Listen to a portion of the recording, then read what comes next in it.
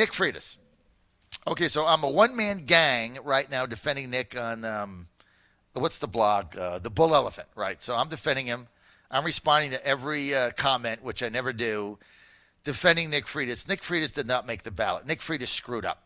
Nick Freitas is a House of Delegates member from the 30th District. That's Culpeper area. It's a Republican area. They screwed the paperwork up 3 ways to Wednesday. It was piss poor management. They didn't follow up. Nobody picked up the phone. It was really dumb. And you can't, I mean, it's just really, really bad management. And so they didn't get their name on the ballot. And it's almost inconceivable. And so what has happened is they not only didn't file their paperwork on time, they missed that deadline, but they didn't even file the minimum paperwork in order to get recognized. So there's 2 filings to do. One is your petition to get on the ballot, and the second one is your certification. They filed neither. The other 2 people who didn't file on time, Terry Kilgore was one, the Democrat in Chris Jones' district, they both filed the certification. So Freitas went 0 for 2. So this was a comedy of incompetence. And they screwed up. And I don't like when Nick Freitas or his supporters say that it's a corrupt board of elections. They're following the rules. You guys screwed up. And it was really incompetent and really dumb. Own it. Now, having said that, Nick Freitas was a Green Beret. If Nick Freitas screwed up when he was a Green Beret, people die. He didn't screw up when he was a Green Beret. He screwed up paperwork. So what are you going to do, run him out of town on a rail? He's a great delegate and a good guy, and probably he's going to run for Congress if he wins. So can we put this in perspective? He screwed up. Have you never screwed up? Have you never missed a deadline? Have you never not done the paperwork? It was a total royal screw up, mess up. And it wasn't competent, yes. And it's embarrassing, super yes. And it could cost them the majority, super duper yes. All true. But I look for people that, what do they do in response to a debacle? What do they do? Sometimes you make a mistake. What do you do to rectify that? What is your response? That's what I always tell my kids. Things go down in life. You will fail at certain things. You have to risk failure to achieve success in anything you do, whether it's going on the radio or trying to play baseball. You get up there with the bases loaded and 2 outs in a tight game, you are risking failure to achieve success. Pitching, I got to make a big pitch to get an out. They hit it off the wall. I lose the game. Back in the day, I got to risk failure to achieve success. And I've had a lot of failures pitching in my day, high school and college. Success, I remember my college coach saying to me, hey, you want to be a big-time pitcher, John? Here's what you got to do. I was a relief pitcher. I was a closer. Here's what you got to do. You got to make big-time pitches. If you don't make big-time pitches, you ain't crap. It's how you react to the next thing. So here's how he reacted. He went out and he raised $500,000. He raised $500,000 from libertarians around the country that don't want him to get ousted. That money was not going to Kirk Cox. That money was not going to other Republicans, so stop that nonsense. So here's how he reacted. He went out and he raised $500,000 for a write-in campaign of which he is going to win. Now, I look at the way people react, not what they did. Because there was only one perfect man in the history of the world, and he died 2,000 years ago. That's it. Everybody else, flawed, screws up, make mistakes. So he didn't get his paperwork on. We've all made mistakes. I love all these self-righteous, sanctimonious people that never made a mistake in their life, right? They never did this, they never did that, and they want to, this person got a parking ticket, that person was speeding, this person did this, that person did that. Hey, we all have screw-ups in life, man, and the older you get, the more you have. It's the way it works. It's how did you react to that? What did you do after that? Did you get better? If Freitas went out and he raised $500,000, that money was not going to Kirk Cox or Tommy Norman. That money came from out of state for people that believe in him. So they want to give the money, they have a right to give it. In Virginia, no limit. So now he raised it, and now he's going to run a write-in campaign. And he's going to win. And he's going to hold a seat. And then he's going to run for Congress. And if you want to say he's not qualified because they had to screw up with the paperwork and it was incompetent, look, I mean, you got a phone that dials out. I mean, you send an email. Who the hell does that? You follow up. I send emails all the time. I don't get a response back. Pick up the phone. Hit the number. Hit send. Right?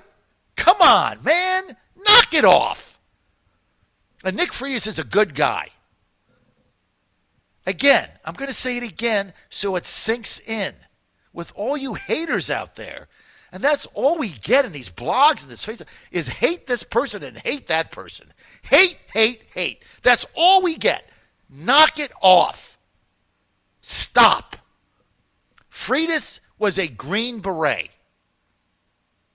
If he screwed up during his service, people die. He didn't screw that up, did he? He had a great service record. You know what Green Berets do? They get shot at. They're on the front line. So he screwed his paperwork up. Okay, hang the guy. Now he's trying to react to get it fixed so that he can hold that seat and Republicans can hold the majority. Right now, there's no name on that ballot. It's Democrat and nobody. So he's going to need every dollar of that $500,000 he raised in order to win that write-in campaign. And instead of embracing it and cheering him on, you got people tearing him down. Did you serve as a Green Beret? Well, if you did, then you have a right. Look, I'm not condoning the screw up. I'm not condoning the level of incompetence. I'm not condoning any of it. I want him to own it. I don't like when he says, oh, it's because there's bias with the State Board of Elections. Hey, Nick, there's no bias. You didn't file the paperwork, dude.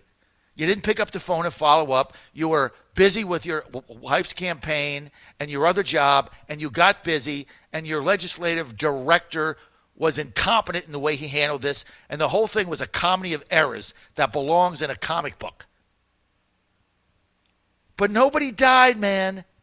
No harm done. No harm, no foul. Because he went out and he raised the $500,000 to run a write-in campaign.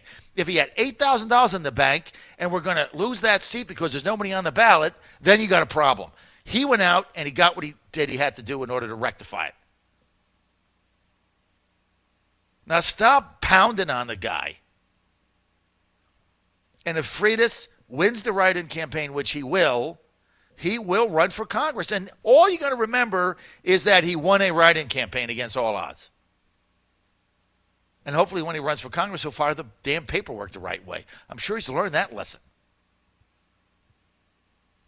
So instead of embracing this, you're dissing it. It doesn't matter if you don't like him or you do like him, or that's immaterial to me. He's a Republican. He's a good guy. I don't agree with every one of his votes, but look, I'm not a purist. You know that. I believe in common sense and progress. And so I can live with 80%. I know a lot of you can't.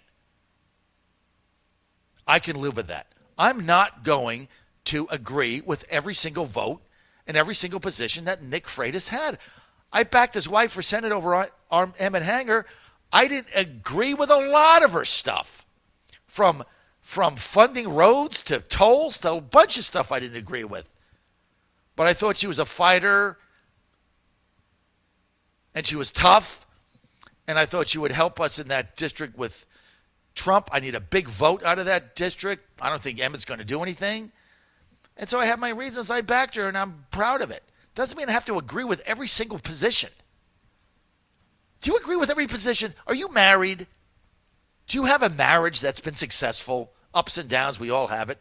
Do you guys agree on everything? If you do, that's going to be the model marriage in the history of mankind. 70-80%, I'm good. So that's why I backed his wife. By the way, great lady. Tina Freitas, great lady. I like her a lot. Great lady. Too bad she got beat. But Nick deserves your support. And instead of pounding on the guy, embrace what he's done to fix it and cheer that. And that's what you ought to be teaching your kids. This is a lesson for everybody. If you screw up, It is how did you react to that? You can't control everything that happens to you. All you can control is the way you react to it. And if you look at the way Freitas has reacted to this, he went out and got the money he has to get in order to be competitive on a write-in campaign. And now he's going to go and execute that. And I think he's going to win. And that's how he reacted to it. And that's the only thing that we can look at. You can't turn the clock back and do the paperwork the right way. And yes, he needs a calendar and a tickler file and a secretary. I get all that. But the guy is not running for delegate or Congress because he was a banker or he was a paper pusher on Wall Street or because he was an accountant. He was a Green Beret. He served in the military. He was not exactly doing paperwork when he was securing areas in enemy fire. There was not a lot of paperwork to be done there. Give the guy a break. Go fight them. You want to fight somebody? Fight the Democrats. Fight the Democrat in that district, whatever her name is. Why do you fight Freitas? This Republican infighting in Virginia, you are eating yourself from the inside out. And it's a cancer. And it's all I see. This cancer in the party. There's a common enemy. You know what it is? Eileen Filler Corn and Caucus of the Corn. That's your enemy, not Nick Freitas. That's the problem. She takes over with those crackpots coming in. Have you seen some of those delegates? You got the one guy in Williamsburg disrupting the President of the United States at a 400-year-old commemorative ceremony. He's nuts. Left-wing whack job. You've got Mark Levine, communist, socialist in Northern Virginia. You got the third term abort the baby crew coming out of the birth canal, Rodman and that bunch.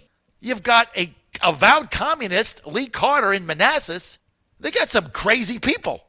You got Cheryl Turpin running for Senate down in Virginia Beach. Can't get more left-wing than her. These are left-wing radicals. You want to put them in charge? Because what? You're pissed off at Nick Freitas for some, because you didn't file the paperwork? Get over yourself. Let's come together and win this election. Let's come together. Whether it be Trump's position on red flag laws and background checks on guns or Nick Freitas in District 30, let's come together. I will say this again. I know many of you hate me. I will give you a license to hate me on November 4th, 2020. I will give you 1 hour on my show every day for a year to call me up every day and tell me I suck. I'll take it. Let's fight then. Right now, let's win. John Fredericks Radio Network.